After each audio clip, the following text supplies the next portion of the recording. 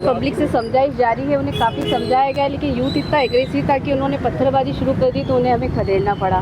कोशिश ये करी कि किसी को गंभीर चोटें ना आए। पिछले 2-3 दिनों से जैसा घटनाक्रम चल रहा है कि शांति बिगाड़ने का प्रयास किया जा रहा है, लेकिन ऐसा होने नहीं दिया जाएगा। काफ़ी कुछ शहर में हमने बंद करने से रोका है, शांति कायम करने के प्रयास किए। सुबह से ही पुलिस प्रशासन इस कार्य में लगा हुआ है। जनता से अपील करते हैं कि वो शांति बनाए रखें और किसी भी तरीके के अफवाहों को न फैलाएं, न उन पर ध्यान दें।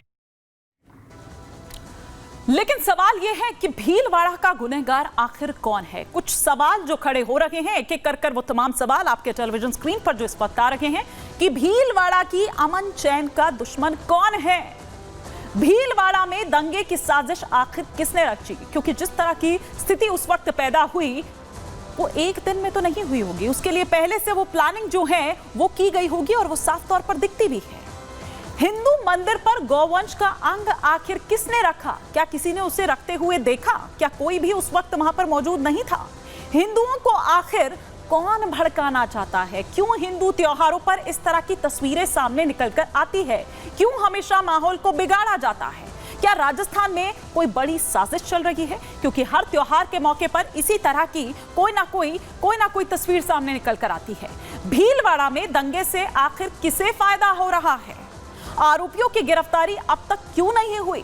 क्या पुलिस इस मामले को संभाल पाएगी? जिस तरह की स्थिति आपने देखी, पुलिस को वहां पर बल प्रयोग जरूर करना पड़ा, लेकिन भीड़ आप देखिए कि कितनी तादाद में वहां पर थी और किस तरह से उसके बाद वो फिर से सड़कों पर आ जाती है। हमारे सहयोगी अमरदीप बता रहे हैं कि क्या हाल था वहां।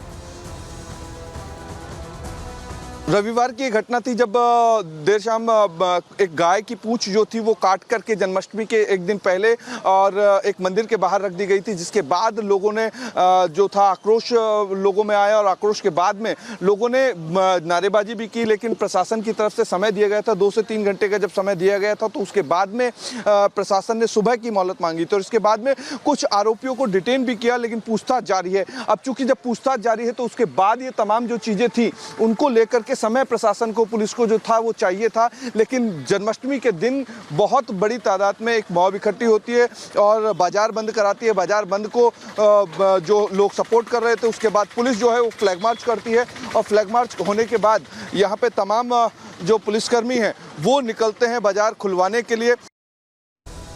तो हमारे सहयोगी अमरदीप की ये रिपोर्ट आप इस वक्त यहाँ देख रहे थे, लेकिन अभी क्या हालात वहां पर बने हुए हैं, सीधे हम बात करते हैं। हमारे सहयोगी अमरदीप इस वक्त ग्राउंड जीरो से हमारे साथ जुड़ चुके हैं। अमरदीप, अभी क्या माहौल है? अभी जिस जगह पर आपकी मौजूदगी आप खड़े हैं वहां तो अभी शांत लग रहा है कि सब कुछ स्मूथ हो गया वापस। देखिए, जिस जगह मैं हिमानी खड़ा हुआ हूँ उसको कलेक्ट्रेट का इलाका बोला जाता है और यहाँ पे कलेक्ट्रेट के इलाके पर ही एक धरना शुरू हुआ था।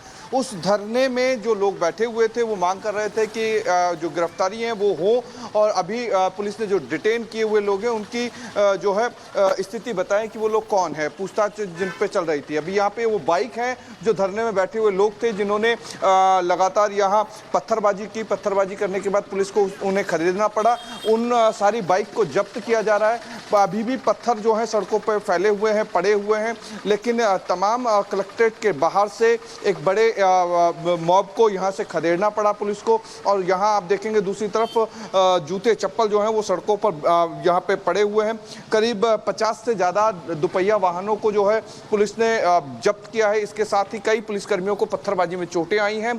इसी के साथ में अब रणनीति बन रही है कि इस शहर को किस तरीके से शांत किया जाए, किस तरीके से शांति की अपील की जाए। उसी चीज़ को लेकर के कलेक्ट्रेट के अंदर में डीएम और एसपी जो है वो वार्ता कर रहे हैं, बातचीत कर रहे हैं, सामाजिक संगठनों से वार्ता कर रहे हैं, क्योंकि भीड़ जब निकली थी तो बाजार बंद कराने निकली थी। उसके बाद एक फ्लैग मार्च हुआ। उस फ्लैग मार्च ने वापस से जो बाजार थे वो खुलवाए, क्योंकि आज जन्माष्टमी का त्यौहार है और 12 बजे तक हर मंदिर में भीड़ है, हर घर में जो है वो खुशियां हैं। और इन खुशियों को कौन था जो नज़र लगाने की कोशिश कर रहा था, जिसने माहौल बिगाड़ने की एक दिन पहले कोशिश की और गाय के अंग को एक मंदिर के सामने रखा, जिसकी वजह से ये सारी चीज़ें देखने को मिली हैं। यानी कि माहौल बिगाड़ने वालों पर अब सख्ती और नज़र जो है वो पैनी कर चुकी है राजस्थान की पुलिस, साथ ही प्रशासन।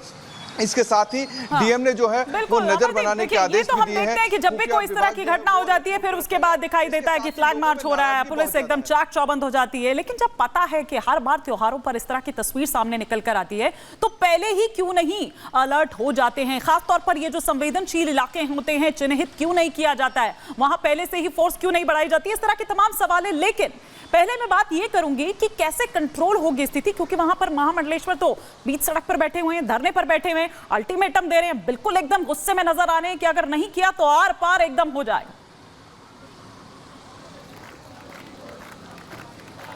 देखिए बिल्कुल इसमें कोई दोहराई नहीं है कि जब यहाँ पे रविवार को सिचुएशन बिगड़ी थी और सिचुएशन को कंट्रोल करने के लिए पुलिस ने एक हैवी डिप्लॉयमेंट भी जो था अलर्ट मोड पे रखा हुआ था। वर्ज्य वाहन जैसे व्हीकल्स जो थे पुलिस के वो भी यहाँ रखे गए थे।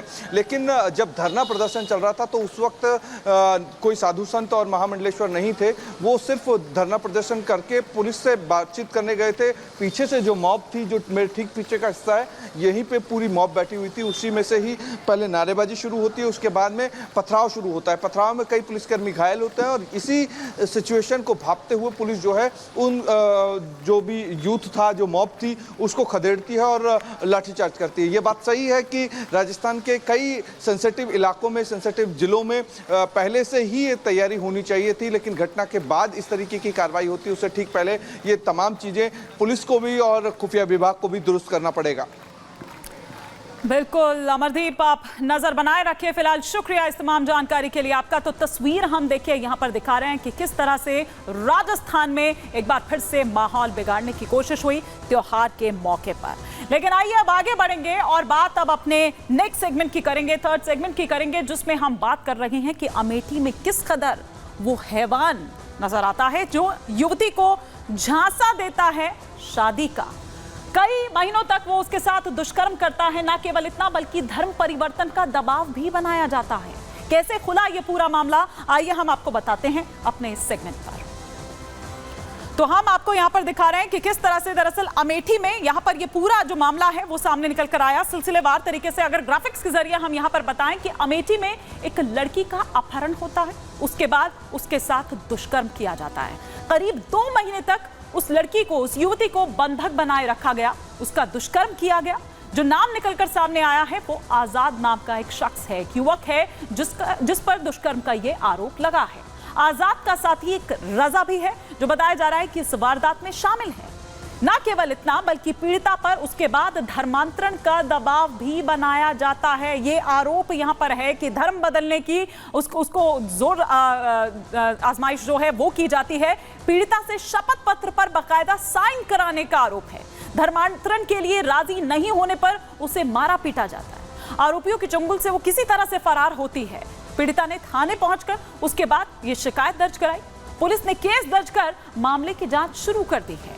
पुलिस ने इस मामले में अब तक 3 लोगों को गिरफ्तार किया है। लेकिन कैसे आगे बढ़ रही है पुलिस, क्या कर रही है, इसको तो हम जानेंगे। लेकिन उससे पहले आपको दिखाते हैं जो रिपोर्ट हमारे सहयोगी ने हम तक भेजी है। क्या बता रहे हैं वो, क्या यही मामला था या इससे इतर भी कुछ था, देखिए। अमेठी के इसी रामगंज थाने में क्रूरता को हद पार कर देने वाली एक घटना सामने आई, जब एक युवती को बहला फुसला करके बाहर ले जाया गया और बंधक बनाकर लगभग 2 महीने तक रेप जैसी वारदात को अंजाम दिया गया। बाद में लड़की किसी तरह से जान बचाकर आई तो इसी रामगंज थाने में FIR दर्ज कराती है। लगभग उस FIR में 5 लोगों का नाम है और 4 लोग एक विशेष समुदाय से आते हैं।